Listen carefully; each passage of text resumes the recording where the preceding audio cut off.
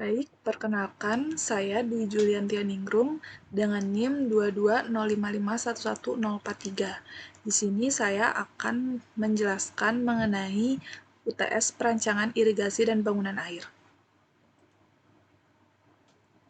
Oke, untuk soal pertama, jelaskan bagian-bagian bendung dan fungsi dari bagian bendung tersebut. Nah, yang pertama ada bangunan utama. Di mana bangunan utama, yang pertama ada tubuh bendung, di mana merupakan struktur utama bendung yang berfungsi untuk membendung aliran sungai dan menaikkan tinggi muka air. Biasanya terbuat dari urugan tanah, pasangan batu kali, bronjong atau beton, dan pada umumnya dibuat melintang pada aliran sungai. Lalu selanjutnya ada pintu air, merupakan bangunan penunjang untuk menjaga volume air di bendung dan menjaga agar level air tetap stabil.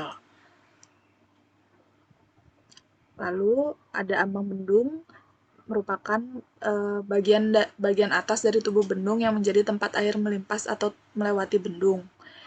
Lalu selanjutnya ada bangunan pengambilan, merupakan struktur yang berfungsi untuk mengambil air dari bendung sebelum masuk ke saluran pembawa. Selanjutnya ada sayap bendung, adalah konstruksi yang digunakan untuk mengarahkan aliran air ke mercu bendung. Untuk mengarahkan air ke mercu bendung, sayap bendung ini berfungsi untuk menjaga stabilitas mercu bendung dan sebagai penahan tanah dari longsoran tebing. Lalu ada pintu penguras, adalah pintu yang berfungsi untuk menyaring sampah atau sedimen agar tidak masuk ke saluran pembawa air menuju irigasi. Lalu ada bangunan pengatur. Bangunan pengatur ini ada bangunan bagi yang berfungsi untuk membagi air dari saluran primer atau sekunder ke dua atau lebih saluran yang debitnya lebih kecil.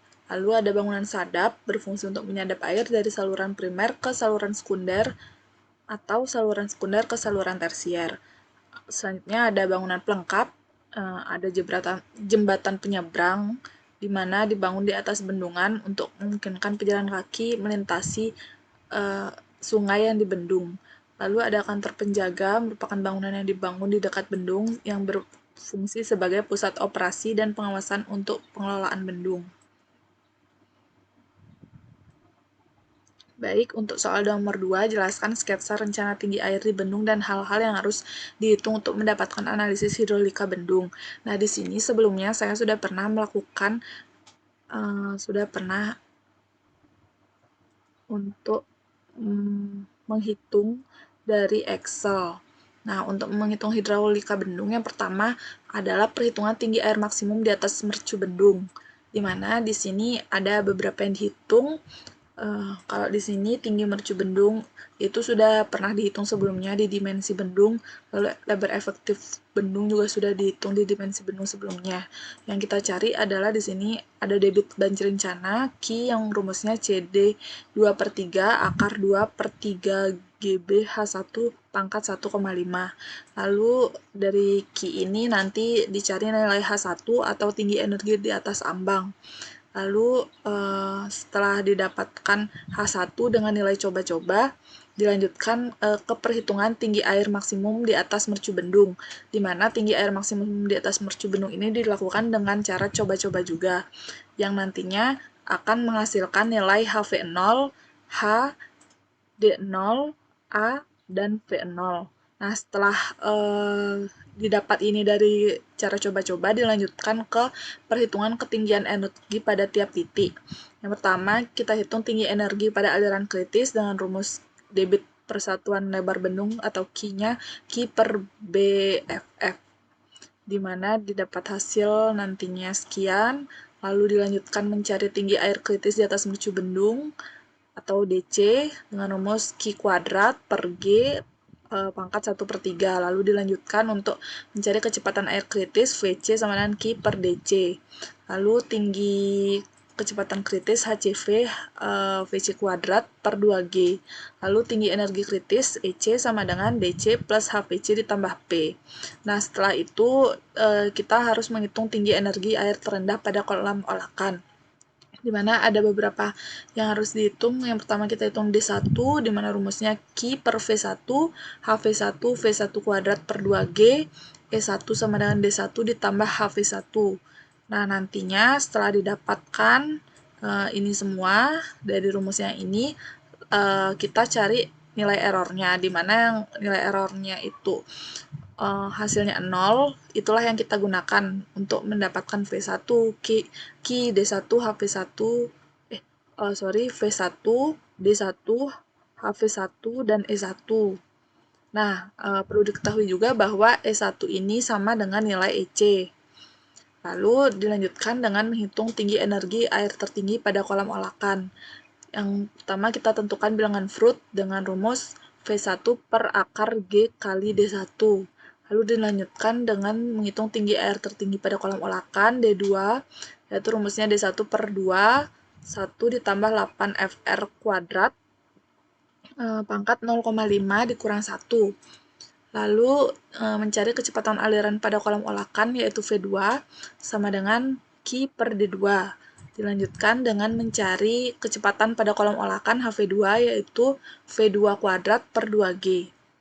Lalu tinggi energi pada kolam olakan E2 sama dengan D2 ditambah HV2. Nah, dilanjutkan setelah semuanya dicari, dilanjutkan mencari tinggi energi di hilir bendung. Dengan kita cari yang pertama kecepatan aliran atau V3, mana rumusnya Q per D3. Lalu tinggi kecepatan di hilir bendung HV3, V3 kuadrat per 2G. Lalu dilanjutkan ke tinggi energi di hilir bendung E3 sama dengan D3 ditambah HV3. Lalu setelah itu dilanjutkan menghitung perhitungan panjang dan dalam kolam olakan. Nah, dalam penggerusan atau scoring depth ini bisa kita hitung, di mana D0 sudah diketahui sebelumnya, D3 juga diperhitung sebelumnya, lalu kita cari H-nya, yaitu H sama dengan D0 dikurang D3, didapat hasil, kemudian Q juga sudah dari perhitungan sebelumnya, lalu di D juga didapat dari diameter material terbesar yang jatuh ke dalam kolam olah, di mana di sini biasanya digunakan 300 mm. Lalu dilanjutkan untuk tulis formula atau T sama dengan 4,75 per D pangkat 0,32 dikali H pangkat 0,2 dikali Q pangkat 0,57, di mana panjang penggerusan scoring length lagi dicari, V1 sudah dapat dicari, H juga, dan P juga, tinggi mercu bendungnya dari perhitungan sebelumnya. Lalu dilanjutkan untuk mencari Engelhauser formula dari rumus V1 ditambah akar 2GH, akar 2P per G ditambah H. Didapatkan hasil, nah kemudian kita buat tabel untuk mempermudahkan ke perhitungan selanjutnya. Dibuat tabel titik-titik ketinggian. Nah, berdasarkan tiap titik itu ada dari titik 0, 1, 2, 3, dan C. Serta dan nilai H, HE, P, T, dan L. Nah, setelah perhitungan yang tadi dilanjutkan untuk mencari elevasi dari masing-masing titik. Yang pertama ada elevasi dasar sungai, itu memang sudah didapat sebelumnya. Lalu dicari elevasi muka air normal MAN, di mana rumusnya elevasi dasar sungai ditambah dengan P. Didapatkan hasil, lalu elevasi muka air banjir MAB, elevasi dasar sungai ditambah dengan D0, lalu juga didapatkan hasil, kemudian elevasi energi kritis, elevasi dasar sungai ditambah EC, dapatkan hasil juga kembali, lalu mencari elevasi energi di hilir bendung, itu juga elevasi muka air normal ditambah E3, lalu elevasi dasar kolam olakan, elevasi dasar sungai juga dikurang T dikurang D3. Dan yang terakhir elevasi sungai maksimum di hilir yaitu elevasi dasar sungai ditambah D3 juga didapatkan hasil sekian. Nah, dari hasil masing-masing elevasi ini kemudian nantinya akan digambar seperti ini. Misalkan elevasi dasar sungai seperti yang sudah diketahui adalah 137 meter. Lalu ada elevasi dasar kolam olakan sebesar 136,182 meter. Dan seterusnya. Dari data ini langsung digambar sesuai dengan gambar seperti ini. Baik, dilanjutkan ke soal selanjutnya, yaitu soal ketiga. Adapun soal ketiga sebagai berikut. Jelaskan tahapan perhitungan dan penentuan jenis mercu dan juga cara menggambarnya. Nah, untuk perhitungan dan penentuan jenis mercu dapat dilihat melalui KP02 kriteria perencanaan bangunan utama. Biasanya di Indonesia sendiri digunakan dua tipe mercu untuk bendung pelimpah, yaitu tipe OGE dan tipe bulat, yang biasa dibangun dari beton, pasangan batu, atau kombinasi keduanya.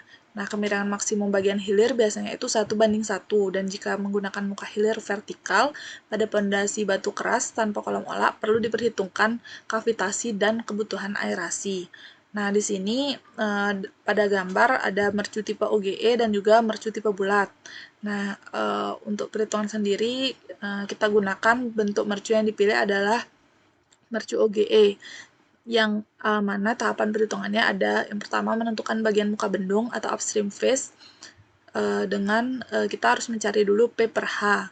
Nah, setelah mendapatkan nilai P per H, lalu kita lihat pada tabel ini dia termasuk kemiringan yang keberapa. Misal dianggap P per H kemiringannya vertikal, P per H hasilnya 1,8, berarti dia masuk ke kemiringan vertikal. Lalu dilanjutkan. Semisal dari hasil P per H ini diperoleh kemiringan muka bendung vertikal, bentuk mercu OGE tidak akan memberikan tekanan subatmosfer pada permukaan mercu sewaktu bendung mengalirkan air pada debit rencana, karena mercu OGE berbentuk tirai luapan bawah dari bendung ambang tajam aerasi. Untuk debit yang rendah, air akan memberikan tekanan ke bawah pada mercu. Dari buku standar perencanaan irigasi KP02 halaman 48 gambar 49, untuk bendung mercu OGE sendiri dengan kemiringan vertikal pada bagian upstream diperoleh nilai sebagai berikut. Nah, ini ada rumus-rumusnya di mana ini sesuai dengan KP02. Untuk mencari X0 yaitu caranya 0,175 dikali H, X1 0,282 dikali H, R0 0,5 dikali H, R1 0,2 dikali H, seperti ini. Sesuai dengan gambar. Nah, lalu dilanjutkan untuk menentukan bagian belakang bendung downstream. Rumusnya adalah X pangkat N sama dengan K kali H pangkat N min 1 dikali Y, di mana nilai K dan N ini tergantung kemiringan upstream bendung. Harga-harga K dan N adalah parameter yang ditetapkan pada tabel di bawah. Di mana kemiringan permukaan yaitu X dan Y dan koordinat permukaan downstream. Mohon maaf sebelumnya karena di sini tabelnya belum tercantum. Lalu H adalah tinggi air di atas mercu bendung. Nah, dari KP02 ini diperoleh K sama dengan 2 dan N sama dengan 1,850 untuk kemiringan vertikal. Di mana angka ini tuh sudah didapat langsung dari KP. Lalu nantinya nilai K dan N itu akan didistribusikan sehingga diperoleh persamaan downstream untuk menghasilkan nilai Y. Lalu dilanjutkan menentukan koordinat titik singgung antara garis lengkung dengan garis lurus bagian hilir spillway. Dimana yang pertama kita harus menentukan garis lereng hilir yaitu 1:1, dimana rumusnya bentuk garis lurus yaitu Y sama dengan X plus C. Lalu dicari titik singgung terjadi saat gradien turunan dy per dx dari lengkung sama dengan gradien garis lurus. Nah, dari lengkung ini rumusnya dy per dx sama dengan k dikali n dikali x pangkat n min 1. Lalu kemudian diselesaikan di mana k kali n kali x pangkat n min 1 ini sama dengan 1, lalu didapat x. Nah, setelah itu dicari nilai y sama dengan kx pangkat n. Nah, sehingga didapat nilai x dan y yang mana merupakan titik singgung, di mana nantinya itu akan didapat YC sebesar nilainya sebesar beberapa meter, lalu dari puncak spillway, dan XC juga hasilnya adalah meter dari sumbu spillway. Lalu dilanjutkan untuk mencari lengkung mercu spillway bagian hilir. Biasanya mengacu pada USBR standar dengan bentuk Y sama dengan AX pangkat N. Untuk bentuk profil tergantung tinggi energi air HE. Nah, untuk kondisi ideal, biasanya profil OGE meniru jalur jet jet air bebas. Nah, nilai A dan N ini didapat dari tabel atau hasil fitting profile existing ada USBR data. Nah, dari sini didapat koordinat lengkung bagian hilir downstream atau Y di setiap X dan di setiap elevasi. Nanti ada seperti perhitungan menggunakan tabel seperti itu. Lalu dilanjutkan menghitung bagian hilir spillway dengan kemiringan 1:1. Nah, setelah titik singgung, lalu digambar garis lurus dengan gradien 1 atau dengan sudut 45 derajat. Lalu dicari dengan persamaan X per Y sama dengan tan theta. Nah, setelah didapat nilai-nilai di atas tersebut, lalu digambarkan seperti gambar di bawah ini, di mana tadi sudah dicari nilai XC dan YC-nya, XY dan YC-nya, lalu ini YC dan XC yang didapat dari perhitungan ini, perhitungan titik singgung garis lurus bagian hilir spillway seperti ini, nanti dimasukkan ke dalam gambar nilainya. Lalu ini juga dari perhitungan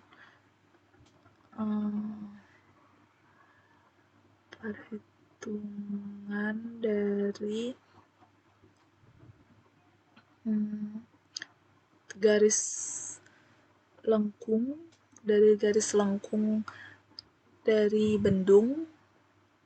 Setelah didapat itu juga langsung dimasukkan ke sini. Nah, dilanjutkan ke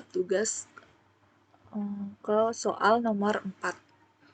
Jelaskan bagaimana tahapan penentuan apron dan crapline dan apa saja yang harus dipertimbangkan ketika merencanakannya. Nah, perencanaan lantai depan atau apron itu untuk mencari panjang lantai muka, maka yang menentukannya adalah delta H terbesar. Delta H terbesar ini biasanya terjadi pada saat air muka setinggi mercu bendung, sedangkan di belakang bendung adalah kosong. Seberapa jauh lantai muka air ini diperlukan ditentukan oleh garis hidrolik gradien yang digambar ke arah upstream dengan titik ujung belakang bendung sebagai titik permulaan dengan tekanan sebesar 0.